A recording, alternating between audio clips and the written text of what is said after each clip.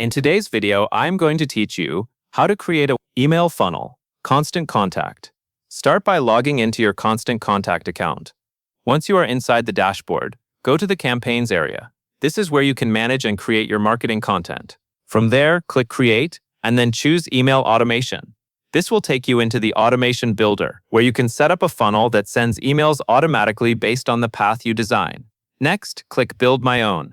This option gives you more control over how your funnel works, which is helpful if you want to customize the timing and flow of your emails. After that, choose a trigger for your automation and save it. The trigger is what starts the funnel, so this part is important. It could be based on a contact action or a list-related event, depending on how you want people to enter the sequence.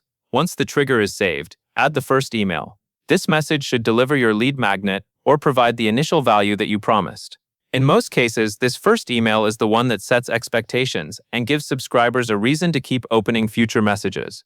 Make sure the content is clear and direct so the contact immediately receives what they signed up for. After your first email is in place, add time delay steps between emails. This helps pace the funnel so subscribers are not overwhelmed with messages all at once. Spacing your emails out also gives people time to read, engage, and take action before the next email arrives. Choose delays that match the kind of offer or relationship you are building. Then add your subsequent email. This is where you continue the conversation and move subscribers further through the funnel.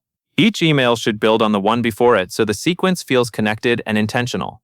A good funnel feels like a guided journey rather than a series of unrelated messages. You can also use conditional splits to branch the path based on user engagement. This allows you to create different experiences depending on how someone interacts with your emails. For example, people who engage can move down one path, while those who do not engage can receive a different follow-up. This makes your funnel more relevant and more effective. When everything looks right, click Activate to launch the funnel.